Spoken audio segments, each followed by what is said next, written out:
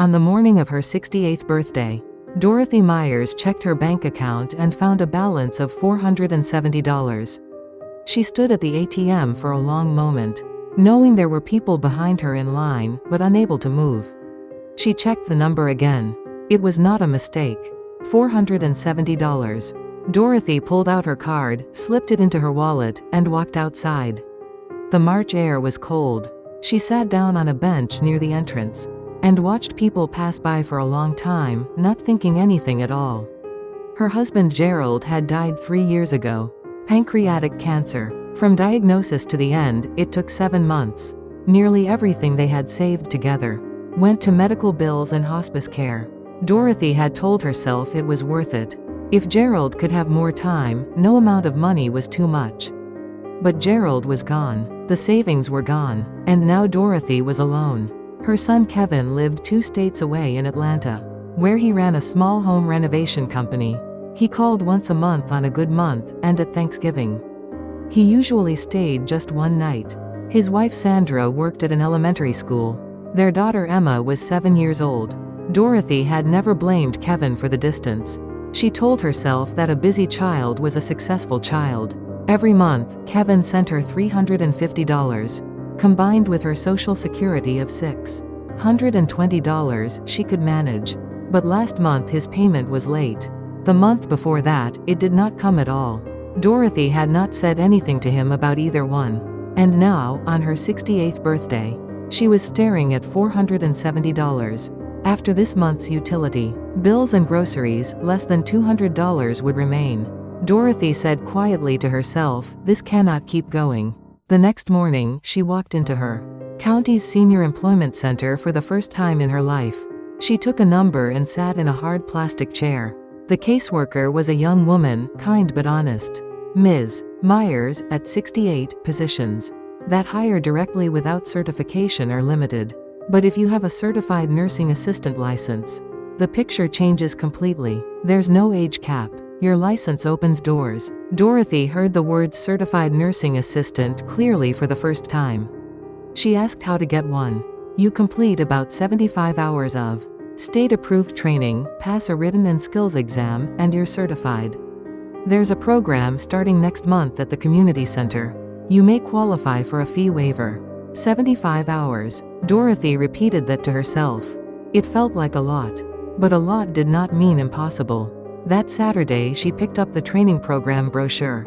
At home, she read it twice without stopping. Anatomy basics, dementia care, fall prevention, medication, assistance, patient rights. She did not recognize half the vocabulary. The more unfamiliar it seemed, the more carefully she read. It was past 1 in the morning. Dorothy folded the brochure and placed it on the kitchen table. She sat alone in the quiet of her house. And she made a decision. She was going to do this. The first day of training, there were 14 people in the room. Most were women in their 50s and 60s. Each of them had a reason for being there, though no one led with it. The woman beside her introduced herself first. "I'm Betty Caldwell, 66. My husband passed last year and I needed to get myself moving again." Dorothy Myers, 68. "Oh, we'll be fine. Let's do this together." Betty's easy warmth broke the tension in the room. From that day forward, they sat side by side. The coursework was harder than Dorothy had expected. The instructor explained everything clearly. But the terms piled up faster than she could organize them. She came home each evening and opened her notes at the kitchen table. She used a yellow highlighter on anything she did not fully understand. She woke before dawn some mornings and reviewed again before the day started. At training, she and Betty tested each other before class began. 3 weeks into the program, Kevin sent a text message. "Mom, things are tight right now. I'm not going to be able to send money this month. I'm really sorry." Dorothy read the message 3 times. Then she replied, "Don't worry about it. Take care of yourself." She set the phone down and looked out the kitchen window at the dark February yard. Kevin's $350 was gone. Now there was only Social Security. $620 a month to cover everything. That night, Dorothy cried for the first time in a long while. She had not wanted to feel sorry for herself. She had not wanted to feel angry. But the grief came anyway, and she let it. When it passed, something shifted. A quietness settled in, harder and cleaner than before. She was going to get through this on her own. That thought moved through her like something permanent. Practical skills training began in week 6. Dorothy was placed at a small nursing facility on the edge of town. Her first day assisting with a resident's morning care, her hands shook. She was unsure of the pressure, unsure of the sequence. The supervising nurse watched her quietly and then said, "Ms. Myers, your touch is very gentle. The residents are going to appreciate you." Those words landed somewhere she did not expect.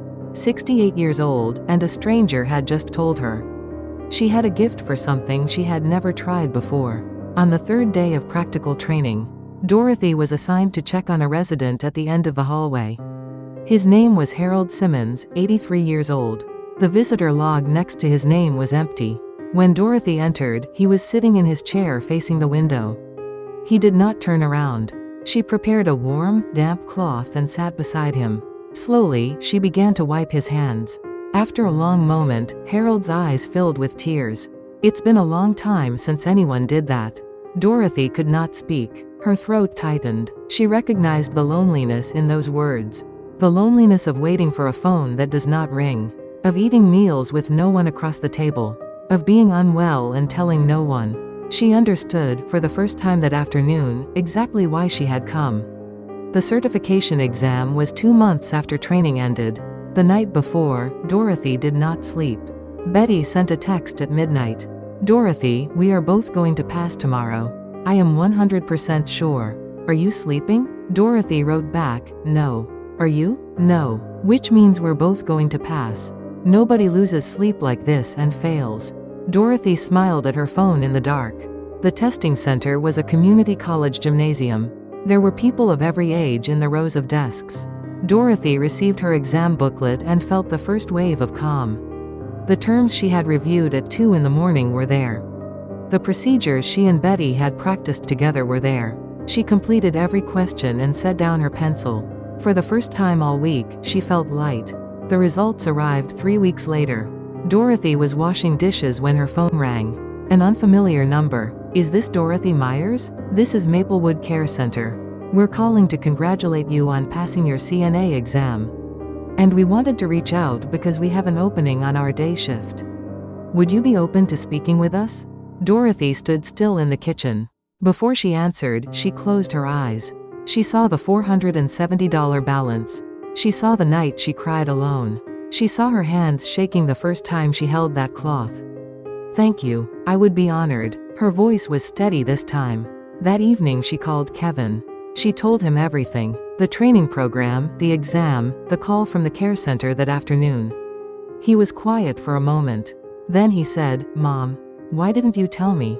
Dorothy said, "Because I didn't know if it would work out." "Now I know." Kevin cried on the phone. She wasn't sure if it was guilt or pride or both. It did not matter either way. On her first morning of work, Dorothy woke at 5. She dressed carefully, brushed her hair, and stood in her hallway for a moment. Before reaching for her keys, she looked at the small framed photo of Gerald on the side table. "Going to work," she said. The March air hit her face when she stepped outside.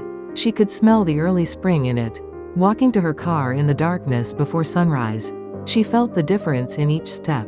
Nobody had helped her get here. Nobody had pushed her. She had decided on her own. Studied on her own. Tested on her own. Passed on her own. And now she was walking out her own front door with somewhere to be. Harold Simmons was in his chair by the window when she arrived. He turned when she came in. "You came back." "I did." In those 4 short words, there was more than either of them needed to say. Dorothy's bank account balance crossed $2,000 the following month. She looked at the number on her screen for a long time. Then she said quietly to herself, "So this is what it feels like."